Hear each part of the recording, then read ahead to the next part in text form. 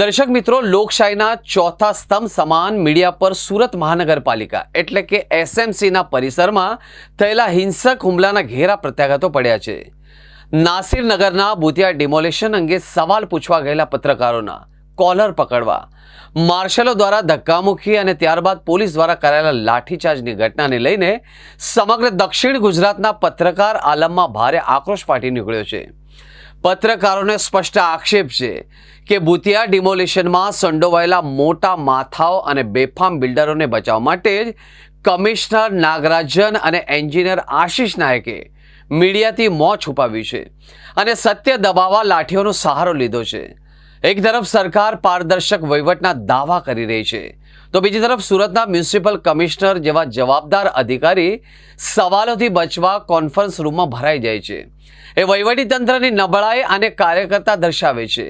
જે નાસિરનગર ડિમોલિશન કાયદેસર હતું તો કમિશનરે મીડિયા સામે આવીને ખુલાસો કરવામાં ક્યાં ડર હતો? આ એક સવાલ સાબિત કરે છે કે દાળમાં કંઈ કાળું નથી, પણ આખી દાળ જ કાળી છે. જનતાના ટેક્સના પૈસે પગાર મેળવતા આ માર્શલોને મીડિયા પર હાથ ઉપાડવાનો હક કોણે આપ્યું છે?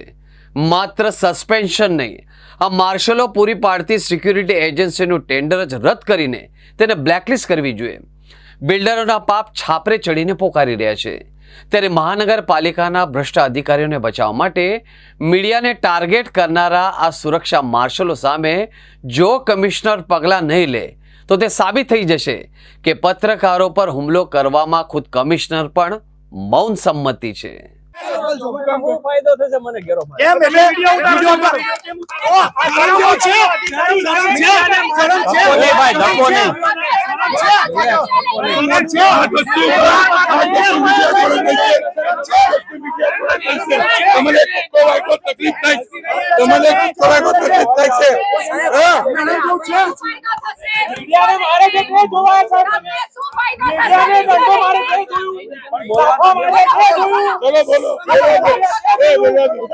શરમ છે મોડા પર બોલો ભાઈ, મારે કોઈ મેટર જ ભાઈ બોલવા જોઈએ કેમ ભાઈ? મારે જોવા નહીં આવે કેમ આઈડી માંથી નથી આવ્યા? ભાઈ, હું કઈ આઈડી માંથી આવ્યા કે હું નહીં? લોકલ માણસ છું. શરમ વગરના શરમ છે? લોકલ માણસ છો તમે? લોકલ માણસ છો? બીમારી છે, માનસિક રોગી છો, હસી રહ્યા માનસિક છો, રોગી છો? માનસિક રોગી છો, એવું જ હસી કહી રહ્યા આ છો. તો ઘરે બેસો, ઘરે બેસો. માનસિક રોગી હોય તો ઘરે બેસો. કેમ ભાઈ, આ તે તમારો હક તો નથી. તો કોનો હક? સાહેબ તમારો બી હક નથી વિડિયો લેવાનો. હક છે. અમારો બી હક નથી વિડિયો લેવાનો. હા. અત્યારે શું કરો? માનસિક અમે તો રોગી છે. અમારા કામ કરી રહ્યા છીએ. ઘરે બેસો. તમે શું કામ શરમ આવ્યા? નથી. તમે શરમ કોણ નથી છો? બોલવા પર. હસો છો. વિડિયાકરની ઉપર તું વિડિયો બનાવે છે તમે? સૌથી પહેલા તમારું નામ બોલો. હે? તો તમે તમે સૌથી પહેલા તમારું નામ બોલો. પહેલા નામ બોલો. પહેલા નામ બોલો. લોકલ છો ને? તમે કોણ છો? ઓ સાહેબ, તમે આતંકવાદી છો, અમને એવું લાગે છે. હશે હશે. હા, તો અમને લાગે છે તમે આતંકવાદી છો. તમારો આધાર એ કાર્ડ સર, બતાવો. જવા દો ને, પછી મારે કંટ્રોલમાં ફોન કરો. હા, તો કરો, કરો,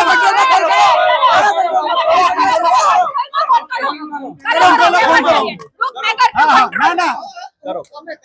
કંટ્રોલ ફોન કરો તું બસ. સુરત મહાનગરપાલિકામાં લગભગ 70 લાખ લોકો વસે છે. 9 ઝોન કામ કરે છે. એની અંદર ડેપ્યુટી કમિશનર છે. ગેરકાયદેસર બાંધકામ આના ઘણા બધા જે રજૂઆત છે આપ સૌ પેપરમાં લખો છો, એમાં રોજે રોજ કામ થાય છે. આ બધું કમિશનરને પૂછીને ના થાય, પદ્ધતિસર અને નિયમ મુજબ થાય. એની અંદર ક્યાંક ને ક્યાંક રજૂઆત આવે એની તપાસ કરવાની જવાબદારી કમિશનર તરીકે મારું બને છે. એ જવાબદારી હું નિભાવ્યું છે. 12 દિવસ સુધી કોઈ તપાસ જ નથી થઈ સર. જેમાં જેટલું સમય લગાવવાનું છે એ લગાવવાનું છે. આમાં કેટલો સમય સાહેબ? તમે અધિકારી તમારી સામે છે, પૂછવાનું છે. અધિકારી સ્પોટ પર છે, તેમ છતાં આપની જાણ બહાર ડિમોલેશન કરી દીધી છે. કાયદાકીય પદ્ધતિમાં થાય તો એમાં બધું ટાઈમ લાગવાનો છે. સસ્પેન્શન શા માટે સાહેબ, નથી? આશિષ નાયક સર છે, મીડિયા પર બ્લેમ કરી રહ્યા છે, પ્રેશરાઇઝ નો. કઈ રીતે પ્રેશર કરે છે? એમને કોઈ મીડિયા ઉપર બેન સર નથી એક કરી સવાલ મારા મારો છે. દૃષ્ટિએ. શહેરના મકાનો તૂટી જાય છે 100 થી વધુ. એક સેકન્ડ, એક જ સવાલ સાહેબ.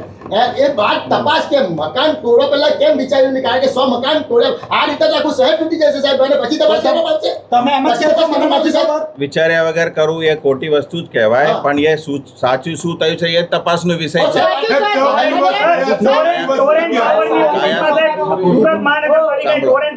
બીજું પણ આપને કહું. સાહેબ, સુરત મહાનગરપાલિકાના સોશિયલ મીડિયા સાઇટ પર આજે વિડિયો છે. વિકાસ બોલવાની સાહેબ. જેને જે બોલવું હશે બોલવાના અધિકાર આ દેશમાં છે.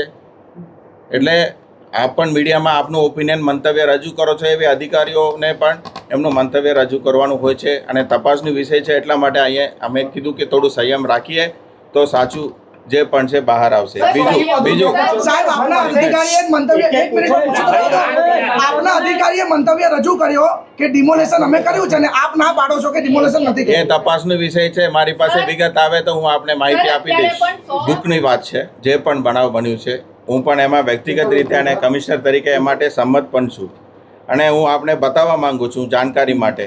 ગુજરાત શહેરી વિસ્તારોમાં ખાનગી અને જાહેર જમીનો પર આવેલ ઝૂંપડપટ્ટીનું પુનઃવસન કરવા અંગેનું નીતિ નિયમોનું સુધારા કરવા અંગેનું સૂચના અને ભલામણ માટે રાજ્ય સરકારે એક સમિતિ બનાવેલી છે અને અત્યારે જ્યારે આપ વેઇટ કરી રહ્યા હતા એ વખતે એ જ સમિતિનું મિટિંગ ચાલતી હતી અને સુરત મહાનગરપાલિકાએ પોઝિટિવલી શું કરી શકાય, જે કાયદામાં ગેપ હશે એનું શું નિવારણ કરી શકાય એના માટે રાજ્ય સરકારમાં રજૂઆત કરેલી હતી.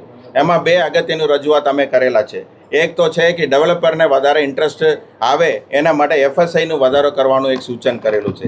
બીજું છે કે ઇન્ટરસિટીમાં TDRનો ઉપયોગ કરવાનો આલોવ કરવામાં આવે તો પોઝિટિવલી વધારે ઇન્ટરેસ્ટ આવે અને આજે પ્રાઇવેટ જમીનોમાં કોઈ પણ ઝૂંપડપટ્ટી રહેતા હોય એના માટે જે રાજ્ય સરકાર પણ ચિંતિત છે ને એનું નીતિનું ગઠન કરી રહ્યા છે. આવડા મોટા શહેરમાં 30,000ની કર્મચારીઓ જ્યારે કામ કરતા હોય ક્યાંય ને ક્યાંય ભૂલ આવશે તો એક વડા તરીકે એક વડીલ તરીકે આ સંસ્થાને શિસ્ત લાવવાની મારી જવાબદારી છે અને રાજ્ય સરકારના કોઈ પણ નીતિ નિયમ કાનૂનની અંદર રહીને એ કરવાનું હું પ્રયત્ન કરીશ. આપ સૌ એમાં નિશ્ચિંત રહેશો અને એમાં અત્યાર સુધી જે બનાવ બન્યો છે એમાં કોર્પોરેશન તરફથી અહીંયા અધિકારીઓ ઉચ્ચ લેવલ તરફથી કોઈ પણ દબાણ કે પ્રશ્ન લાવવામાં આવ્યું નથી અને કોઈને એમાં ઇન્વોલ્વમેન્ટ પણ નથી. બસ આટલું જ આપ સૌને ચોકસાઈ કરવા માંગુ છું અને આપ સૌ મીડિયામાં પોઝિટિવલી જ્યારે શહેર માટે આપ વિચાર કરી રહ્યા છો તો અમે પણ વહીવટમાં બેસીને વિચાર કરી રહ્યા છે તો સહકારની અપેક્ષા રાખું છું અને થોડું શાંતિ રાખવા માટે અને થોડું પેશન્સ રાખવા માટે આપ સૌને વિનંતી કરું અને શું સૂચના આપ્યું છે એ પણ આપ સૌને હું બતાવું છું અને એ હાલનું છે એ નિયમ મુજબ ચોક્કસ કરી સર, સર, સર, સર. નિયમ મુજબ ચોક્કસ કરી સર, સર, સર.